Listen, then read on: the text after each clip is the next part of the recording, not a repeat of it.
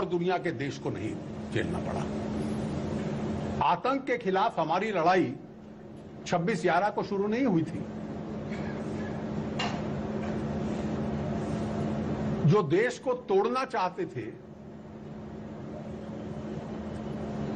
वो तो इस देश में कब से सक्रिय थे।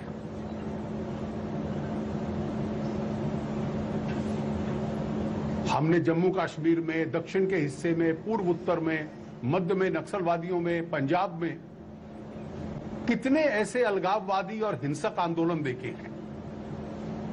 आज पंजाब में, पूर्व उत्तर में, दक्षिण भारत में हम उस समस्या को काफी हद तक काबू कर चुके हैं। हमने तो अपने देश का, जम्मू कश्मीर का एक बड़ा हिस्सा खोया और उसके बाद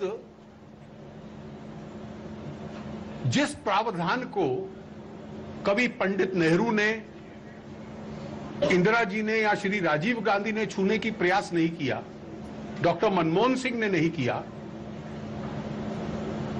जब से उनका आज का नेतृत्व जिहादी और माओवादियों के चंगुल में गया है, वो क्या क्या चीज कहते हैं कि इंडियन पीनल कोड से सेक्शन 124 कैपिटल ए सेडिशन हटा दिया जाएगा। देशद्रोह करना अब अपराध नहीं होगा। जो पार्टी इस तरह का घोषणा करती है वो इस देश के एक भी वोट की हकदार नहीं है। दूसरा प्रावधान क्या है? टीवी पे तो आके बहुत उनके राष्ट्रीय अध्यक्ष कह रहे थे महिला सुरक्षा, उन पे हिंसा होती है। तो आपकी नीयत क्या है? ठीक है, छोटे मामलों में लोगों को जमानतें मिल जाती हैं। मैनिफेस्टो में लिखा है उसी पेज पे कि सीआरपीसी को बदला जाएगा कि जमानत अब से नियम बन जाएगा और जमानत न देना केवल उसका अपवाद। तो कोई आतंकवादी, टेररिस्ट, बहुत बड़ा क्रिमिनल, ये तो न्यायपालिका का फंक्शन है।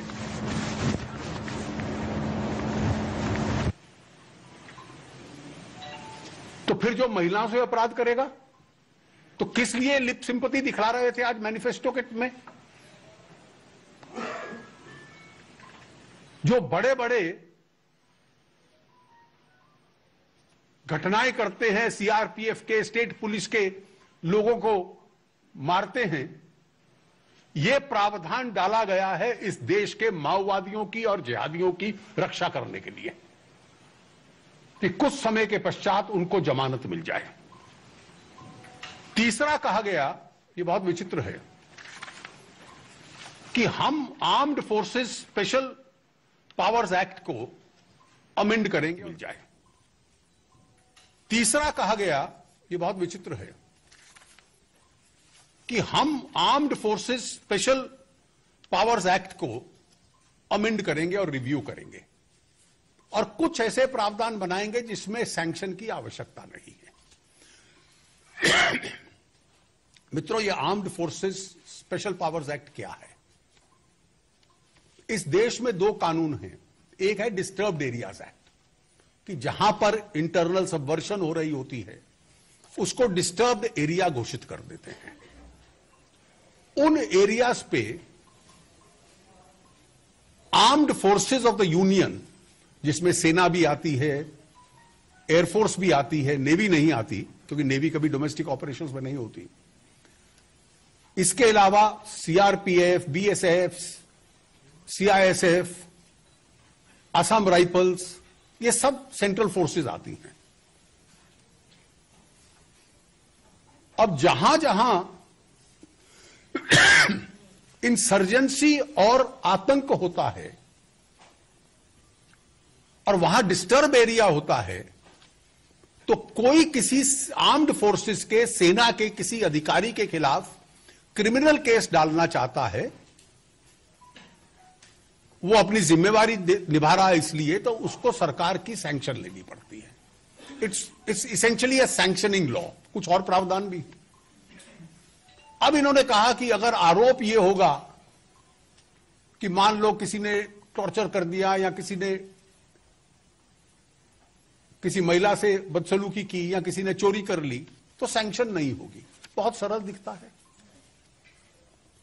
मैं इस विषय के साथ बहुत वर्षों से संबंधित रहा हूं, और जब कांग्रेस की पार्टी सरकार में थी और उस वक्त जब चिदम्बरम साहब गृह मंत्री थे और वो उसकी वकालत करते थे कि इसको डाइल्यूट किया जाए, तो सारी सरकार कांग्रेस की भी उसका विरोध करती थी। और इसलिए विरोध करती थी कि कोई भी आतंकवादी या उसका समर्थक या परिवार वाला यह नहीं कहता कि पुलिस ने आकर आतंकवादी को पकड़ा या आतंकवादी को मारा। इसके लिए तो सेना के कोई अधिकारी पकड़ता है या आर्म्ड फोर्सेस का पकड़ता है, सीआरपीएफ का पकड़ता है, तो अपराध नहीं होगा। वो हमेशा कहता है हम हमारे घर में तलाशी लेने आए, महिलाओं से बदसलूकी करती, हमारे घर में तलाशी लेने आए, हमारा सामान उठा के ले गए, टेररिस्ट को टॉर्चर कर दिया। तो जैसे ही ये आरोप लगेगा तो सब सेना के अधिकारियों के खिलाफ क्रिमिनल लॉ में मुकदमे चल रहे होंगे, कोई सैंक्शन की जरूरत नहीं। और जिस प्रकार की व्यवस्था कुछ ऐसे इलाकों में है, घाटी में विशेष रूप से, वहां तो एक जज चुनाव लड़ रहे हैं जिनका चुनाव का प्लान यह है कि मैंने फैसला दिया था कि 370 जो टेम्पररी प्रोविजन है वो परमानेंट है। ये परिस्थिति है। एक इसलिए भारत सरकार ने कांग्रेस के जमाने में भी और एनडीए के जमाने में भी एक प्रक्रिया बनाई थी कि जितनी कंप्लेंट्स आएंगी एक रोबस्ट मैकेनिज्म होगी, उसमें से सही अगर कोई है तो सजा देनी चाहिए फिर अधिकारी को, किसी ने सचमुच में बदसलूकी की है। और वो एक रोबस्ट मैकेनिज्म जो यूपीए के समय बना था वो आज भी चल रहा है। और उसमें अभी तक 1799 शिकायत आई हैं सेना या पैरामिलिट्री के अधिकारियों के खिलाफ, और उसमें से लगभग सभी, कुछ प्रोसेस में है, 1741 इन्वेस्टिगेट होती हैं, उनको फाड़ा नहीं जाता, और 68 अधिकारियों के खिलाफ कार्रवाई भी हुई है। मौजूदा व्यवस्था चल रही है। अब आप टेररिस्ट को इनकरेज करने के लिए जो अधिकारी अपनी जान से खेलकर, और जो जवान, और जो एक तरफ कहते हैं कि जवानों को मार्टर बना दो, मालूम नहीं कि वो क्या विषय होता है, और इन्होंने नहीं किया था, हमने सुविधाएं दी। अब कह रहे हैं मैनिफेस्टो में उनके खिलाफ मुकदमे चलाने की अनुमति दे दो आतंकवादियों को। Those people who lay down their life for the country, you want them to be prosecuted at the behest of terrorists or their friends or relatives. Ingratitude is the biggest sin that any political party can commit. और आज ये धारा डालकर Congress party ने ये किया है। फिर कहते हैं कि सेना की मौजूदगी को डाइल्यूट कर दो ताकि पत्थर फेंकने वाले सड़कों पे आ जाएं, ताकि जिन आतंकवादियों को सेना रोज मारती है वो अब बच निकले। फिर कहते हैं कि जो लोग आज तक हमसे बात करने को तैयार नहीं, क्योंकि उनका कहना यह है कि हम तो देश से अलग होना चाहते हैं, हम तो उनसे कंटिन्यूअस डायलॉग करेंगे। इसका मतलब यह है कि जिस नीति ने जम्मू कश्मीर को लाकर आज इस स्थिति में खड़ा किया, पिछले 70 साल की गलतियों को मैंने कुछ दिन पहले लिखा और कहा भी था, आज हम हर कानून को लागू करके वहां रूल ऑफ लॉ एस्टैब्लिश कर रहे हैं। उसके स्थान पर rule of insurgents and terrorist Congress अगर स्थापित करना चाहे तो यह देश को स्वीकृत नहीं होगा। जम्मू कश्मीर पे एक चैप्टर लिख दिया, लेकिन उनके जम्मू कश्मीर के चैप्टर में कश्मीरी पंडितों का कोई जिक्र नहीं है। औपचारिकता के नाते तो यह कह देते कि आजाद हिंदुस्तान में सेक्युलरिज्म की सबसे बड़ी विफलता यह है कि एक पूरी कम्युनिटी की एथनिक क्लिंजिंग हो गई वैली में से। इनके सेक्युलरिज्म में उन कश्मीरी पंडितों के लिए बहाने के लिए एक आंसू नहीं है, और इनका ट्रैक रिकॉर्ड यह है, पहले राजीव गांधी टाडा लाए, नरसिम्हा राव के टाइम वापस ले लिया, वाजपेयी जी पोटा लाए, मनमोहन सिंह जी ने वापस ले लिया, और अब तो ऐसा लगता है कि माओवादी जिनके साथ दोस्ती गांठी, छत्तीसगढ़ में भी गांठी, चुनाव में भी वो स्पष्ट था, अर्बन नक्सल्स के टाइम पे स्पष्ट था, जवाहरलाल नेहरू विश्वविद्यालय में स्पष्ट था। तो अब आप मुझे लगता है कुछ ड्राफ्टिंग के काम में उनसे आवश्यकता से अधिक सहयोग ले लिया है।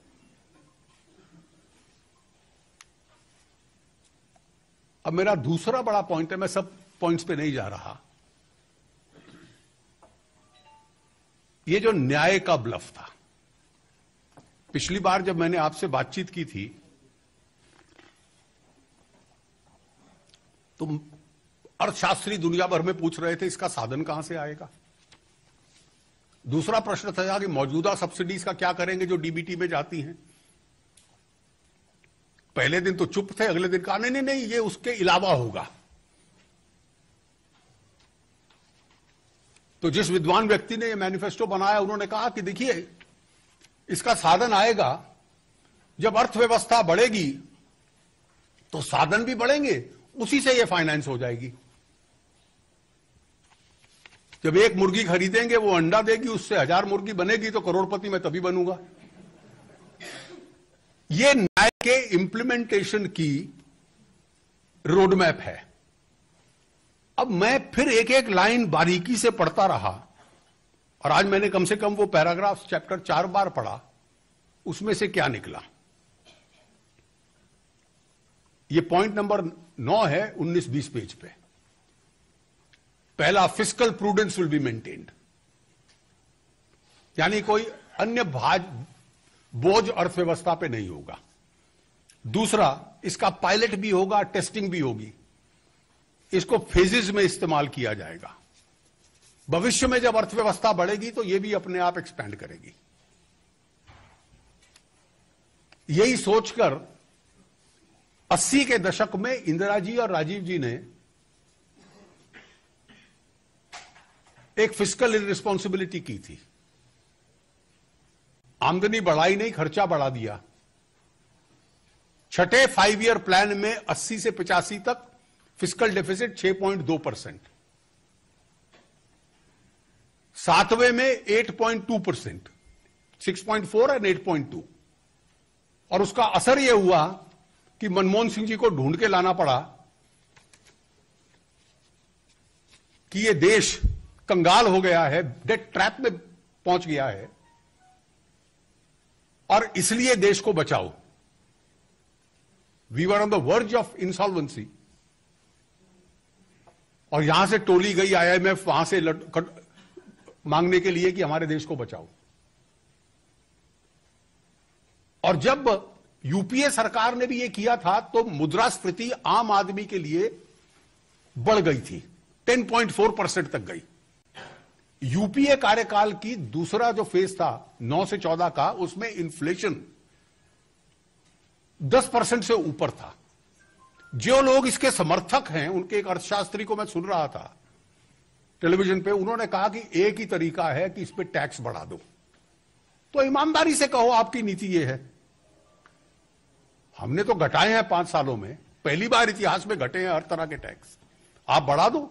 अगर यह आपकी नीति है, ईमानदारी से कहिए। अब आज इन्होंने दो चीजें, जब सच्चाई को छुपाया जाता है तो बड़ी मुश्किल से बाहर निकलती है, लेकिन सच्चाई में एक गुण होता है कि सीमाएं तोड़ देती है और अपने आप बाहर आ जाती है। It leaks itself out. आज 2 और संकेत मिल गए मैनिफेस्टो में। पहला मिला, ये केंद्र की इसकी योजना नहीं है, इसके साधन केंद्रों से भी आएंगे और राज्यों से भी आएंगे। भाई आपके 5 राज्य हैं,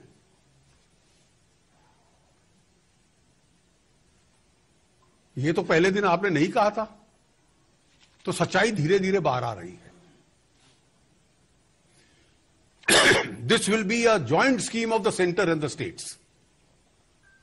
दूसरा यह कह दिया, और यह शब्द करिए जो मैंने कहा ना, विशेष रूप से चिदम्बरम साहब जब कुछ लिखते हैं तो the devil is always in the detail. तो दूसरा उन्होंने लिखा, of the existing subsidies merit based subsidies will remain. अब जिसको आप नॉन मेरिट बेस्ड कह दोगे कि फर्टिलाइजर नॉन मेरिट बेस्ड है, और क्योंकि स्टेटों को खींच लिया, कोई स्टेट कहती है कि मैं सघन स्कीम चलाती हूं, कोई कुछ और कहती है, वो सब नॉन मेरिट बेस्ड कर दोगे। फिर आप कहोगे कि देश में गरीबों की संख्या हर साल कम हो रही है, तो जो बीपीएल से ऊपर है वो हर साल हम काटते जाएंगे, वो नॉन मेरिट बेस्ड हो गया। तो अपने हाथ में एक हथियार रख लिया ताकि मौजूदा को जोड़ दे। इसी से तो वो कहते हैं कि फिस्कल बर्डन नहीं होगा। तो इसलिए एक एक बयान जब एक ब्लफ स्कीम पे आता है, पहला आया था कि ओवर एंड अबव, पहले कुछ नहीं था, दूसरा आया ओवर एंड अबव, तीसरा आया फंडिंग कहां से करोगे। डॉक्टर राजन ने कहा will see the fiscal deficit after the election, अगर फिस्कल डेफिसिट अलाउ करेगा तो करेंगे, नहीं तो नहीं करेंगे। अभिजीत बैनर्जी ने कहा टैक्स बढ़ा के होगा। चिदम्बरम साहब ने कहा कि जब एक मुर्गी रख लेंगे कई अंडे देगी, अर्थव्यवस्था एक्सपैंड करेगी, उसी में से फंड कर देंगे। और आज कह दिया इसका काफी खर्चा हम राज्यों से ले लेंगे। और मान लीजिए राज्य खड़े होकर कह दे कि भाई जो मैं मौजूदा दे रहा हूं, जो केंद्र की सरकार और मैं मिलके जो दे रहे हैं, आपसे 1.5 गुना ज्यादा दे रहे हैं, तो हमें आपका यह सुझाव पसंद नहीं है। लेकिन इस तरह के सुझाव केवल तभी दिए जाते हैं जब उनको यकीनन यह मानना है कि कभी उनको लागू करने का अवसर नहीं मिलने वाला। इसके अतिरिक्त बहुत अधिक विषय हैं, मैं सब में नहीं जाता। लेकिन अब फार्म लोन वेवर्स, अभी तक कहते रहे वेव करेंगे, अब कहते हैं सिविल ऑफेंस होगा, सिविल रिकवरी होगी। और देखो हमने 5 राज्यों में 2 दिनों में कर दिया। मुझे मालूम नहीं कि किस दुनिया के ऑर्बिट में रहते हैं। आप इन 5 राज्यों में जाकर पूछ लीजिए, डेटा अवेलेबल है। कुछ टोकनिज्म भी कहीं तो नहीं हुआ। पब्लिक हेल्थ, हम सरकारी अस्पतालों को स्ट्रेंथन कर देंगे। अरे हमने तो 50 करोड़ गरीबों को प्राइवेट और सरकारी दोनों में मुफ्त इलाज अस्पताल का दे दिया। आपने तो नारे दिए थे। अब मैंने जब पहले कहा कि promises made out of ignorance, आप 2-3 सवाल पूछ लीजिए। और मैं ड्राफ्ट्समैन चिदम्बरम साहब से नहीं कह रहा, राहुल जी से जब उन्होंने करवाया कि एक इतना बड़ा वायदा कर लो। अब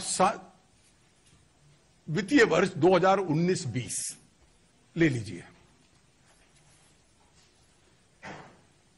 पिछले वर्ष का, यानी जो वर्ष खत्म हुआ 2 साल पहले, हमारी टोटल जीडीपी है 210 लाख करोड़। तो उसका 1% जाके होता है लगभग 21 लाख करोड़।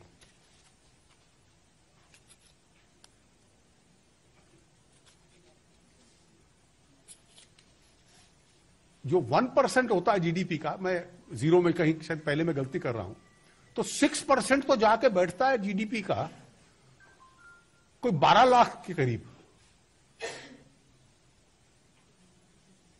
3% जाके बैठता है 6 लाख से ऊपर। और टोटल 27 लाख के बजट में मैं 2 आइटम पे 18 लाख खर्च कर दूंगा। तो उस वर्ष के लिए हम सेना को कहेंगे, सरकारी कर्मचारियों को कहेंगे कि 1 साल के लिए अपना वेतन छोड़ दो। मतलब these are promises being made out of sheer ignorance। ये बहुत अच्छा है कि जो इस मामले में कम से कम समझदारी से ये कहते कि केंद्र इन 2 एरियाज में अपनी खपत बढ़ाएगा ये राज्यों के भी विषय हैं, हेल्थ केयर और एजुकेशन। हम दोनों मिला के इस पे इतना खर्च करेंगे और ये 5 चीजें करेंगे। लेकिन एक लाउड नारेबाजी की अनाउंसमेंट कर दो। जीएसटी, अब एक ना समझी, उसका 10 बार मैं जवाब दे चुका हूं। अगर कोई समझने कोई तैयार ना हो तो विषय है एक ही रेट लगाएंगे। अरे एक रेट होता है, ये मुझे लगता है एक बार सिंगापुर गए थे और सिंगापुर में तो कोई बिलो पॉवर्टी लाइन है नहीं और इसलिए सारी जनसंख्या सामान्य है। वहां खाने की चीज पे भी जीएसटी लगता है, दूध पे भी लगता है, छोटे लोगों की चीज पे भी लगता है, बड़े लोगों की चीज पे भी लगता है और एक स्टैंडर्ड रेट है 7% का। तो मैंने वहां के प्रधानमंत्री जी से पूछा कि चावल और मर्सिडीज कार दोनों पे 7% लगेगा। उसने कहा बिल्कुल। पर जिस देश में इतनी बड़ी संख्या बीपीएल की है वहां फूड पे तो लगभग लगा ही नहीं सकते, तो एक रेट कैसे होगा? गरीब आदमी के लिए जो कपड़ा है, जो उसके लिए चप्पल है, क्या उस पे और एयर कंडीशनर पे एक ही रेट लगेगा? मतलब बिना जो नासमझी में वायदे किए जाते हैं उन वायदों का कोई अर्थ नहीं होता। और जैसा मैंने कहा, इस पार्टी का और विशेष रूप से गरीब के साथ नारों की खिलवाड़ करने का जो इतने वर्षों का इनका एक धोखा रहा है, उस धोखे और ब्लफ को आगे बढ़ाने का आज एक और प्रयास है। बाकी अन्य विषय आप पूछेंगे, मैं जवाब दे दूंगा। मैंने सबका जिक्र नहीं किया। धन्यवाद।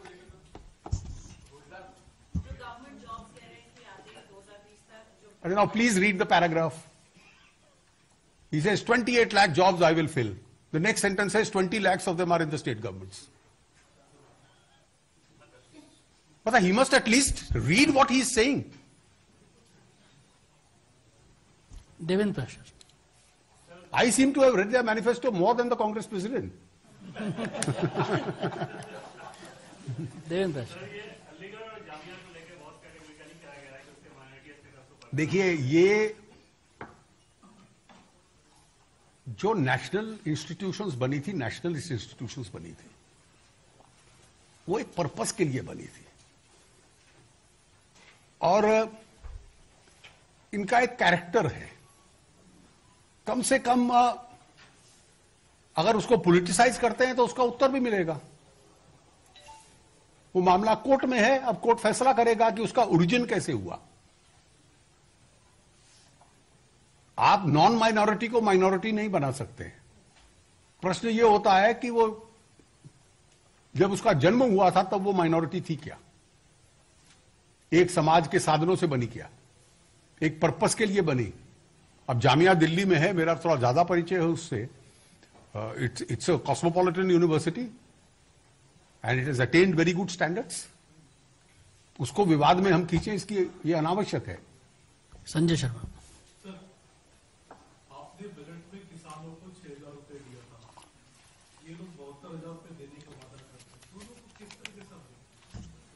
यार इतनी कथा सुना दी, उसके बाद भी ये प्रश्न पूछोगे? हिमांशु। मेरा सवाल आपसे ये है, राहुल गांधी हिंदू टेरर वर्ड पर जब सवाल पूछा जाता है तो राफेल पे चले जाते हैं। ऐसा है कि कुछ परमानेंट झूठ हैं जिसपे उन्होंने अपने आप को कन्विंस कर लिया है। अब जिसको एक पैसा ना आज तक मिला हो रफेल से, जिसका मैन्युफैक्चरिंग ही इंडिया में नहीं हो रहा, ये तो एकदम पैथोलॉजिकल स्टेट ऑफ माइंड है कि मैं झूठ को मैन्युफैक्चर करूं और स्वयं ही उसको विश्वास कर लूं। अदिति, एक मिनट।